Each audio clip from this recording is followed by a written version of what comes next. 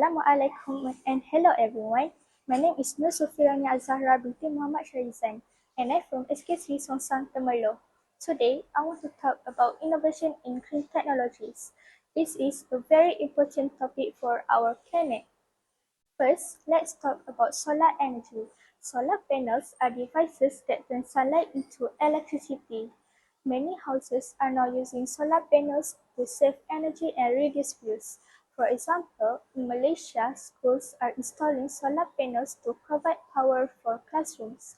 This helps the environment by reducing pollution.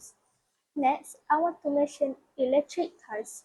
Electric cars run on electricity instead of petrol. They do not produce harmful gases like traditional cars. Companies like Tesla are making electric cars popular.